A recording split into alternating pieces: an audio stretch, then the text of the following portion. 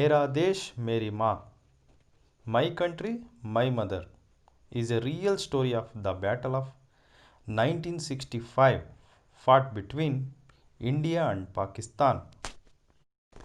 It was peaceful evening, it was calm everywhere, and there were no symptoms of war. Surprisingly, the enemy troops attacked on India. The soldiers on leave were called back. Indian Army officer Major was on leave. Meanwhile, he was called back by his regiment. He touched the feet of his mother before leaving. Mother became emotional and she embraced her son. The mother blessed her son. My son, now the utmost duty of every Indian is to save our country. Go and fulfill your duty.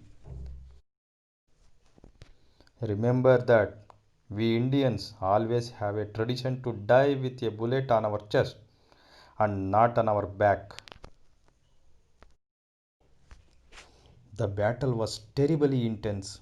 It was very important to cross the battlefront of the ecological canal.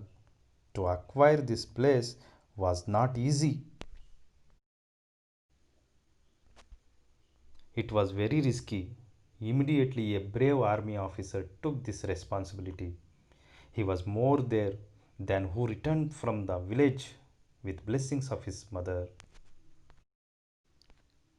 Major was highly intoxicated with patriotic feelings. He was leading very enthusiastically towards the enemy and was destroying the enemy's tanks. The heart-shuddering sound of bullets and bombardment could be heard all around. He was being ordered to retreat, but he did not stop. During his mission, he remembered his mother's word. Indians always have a tradition to die with a bullet chest and not on a back. These words were inspiring him. He was severely injured. He was deeply suffering from pain. Still, he did not bother about it. Immediately, he was brought to the military hospital of Amritsar with many bullets on his chest. When the officer asked him for his last wish, the major replied smilingly,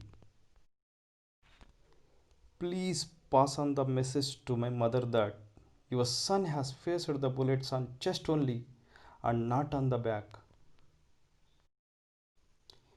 This brave officer of the Indian Army was Major Asharam Tyagi.